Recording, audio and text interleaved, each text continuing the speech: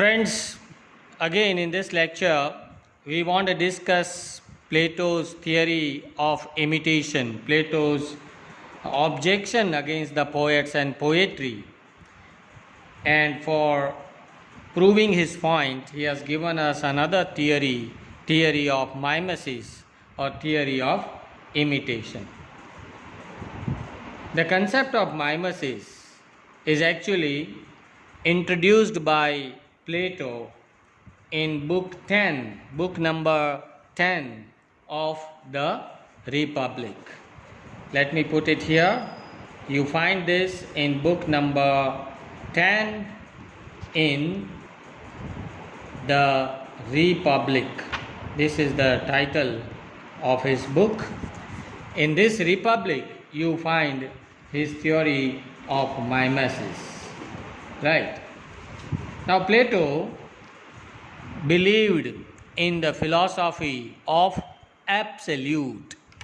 Absolute means complete.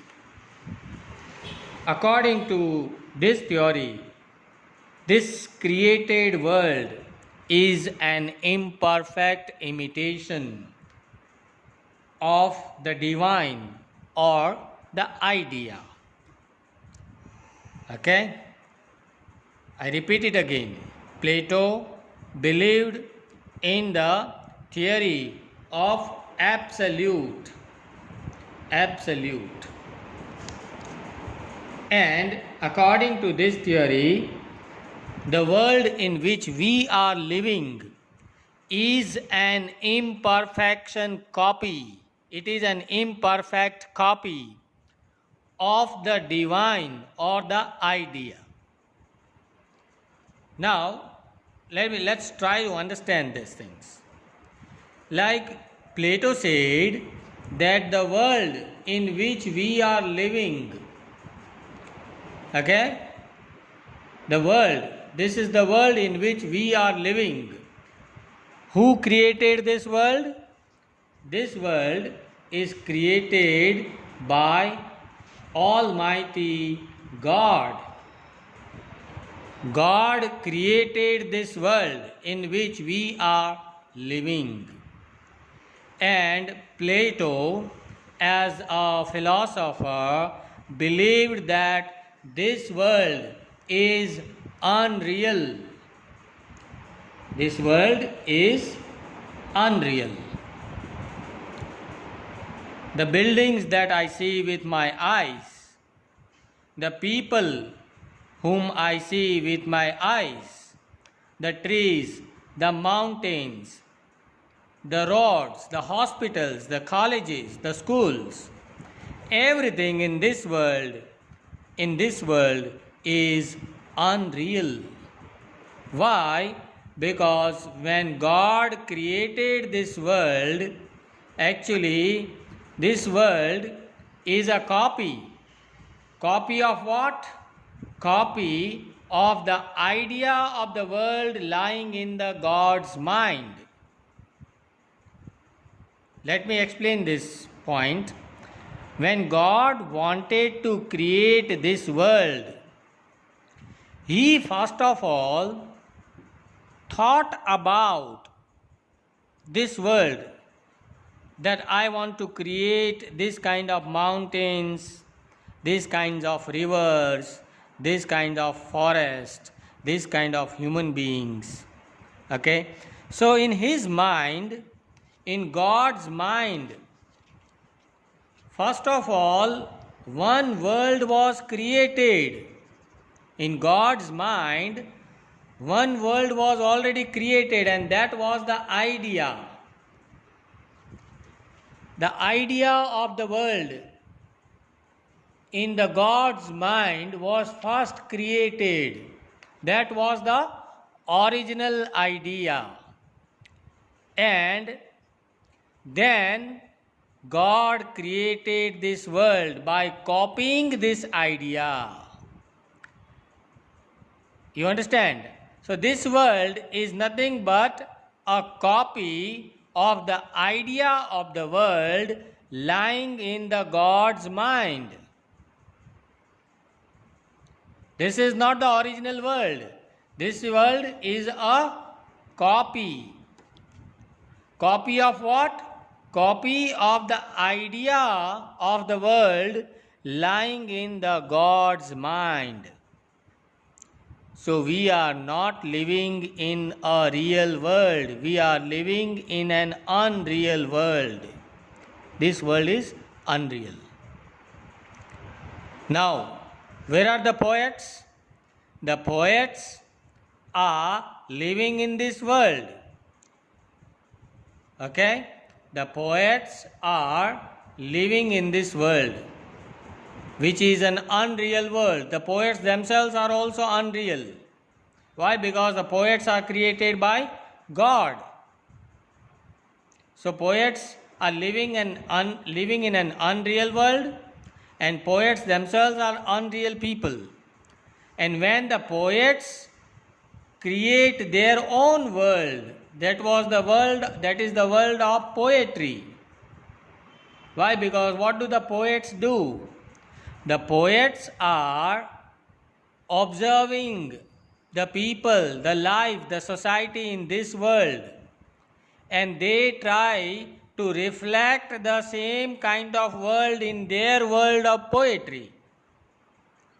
In one of my previous lectures, I told you that there are two worlds. One is the real world in which we are living, which is created by God, and another world is created by the poets. And this is a copy of this world. Okay? This is the reflection of this world, which is created by God. The poet's world is actually a copy of, it is a reflection of this world which is created by God. So this world is what? This is a copy of this world, again copy. The poet's world or poetry according to Plato is a copy of this world, which again is a copy of the idea of the world lying in the God's mind. And that's why Plato said that poetry is twice removed from reality. Twice removed from reality. These are the words of Plato. Plato said that poetry is twice removed from reality. How? In this manner, that poets create something in their poetry which is actually a copy of this world, because literature is what? Literature is the reflection of life and society, and reflection is always a copy. It is not real. So this reflection, this poetry created by the poets is a copy of this world. But this world, according to a philosopher like Plato, is also not real. It is an unreal world. It is an illusion. This world is a copy of the idea of the world lying in the God's mind. So that's why poetry is once and twice removed from reality. And the readers read such poetry which is twice removed from reality. So that's why Plato concludes that poetry is useless. Poetry is useless. Why? Because poetry is based on falsehood. Poetry is based on falsehood. Poetry is not based on reality. Poetry is based on something which is unreal. Okay? So poetry does not talk about truth. This is what Plato believes. And that's why, Plato rejected the poets and poetry from his country.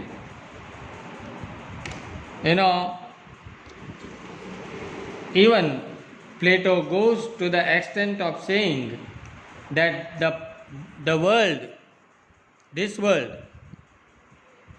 which the poets deal with, okay, It is a world of seeming, in which each object as perceived comes and goes, now seeming large, now small, now hot relatively to this and cold relatively to that, sweet at one moment and sour at another, always changing, but the real is unchanging and one, and that is idea. According to Plato, idea is real. Idea is real. Idea never changes, and everything which changes with the course of time, with the passage of time, is unreal. And he says that the poets deal with a world in which each object as perceived comes and goes. You observe this world, in this world in which we are living, in this world, each object comes and goes, sometimes large, sometimes small.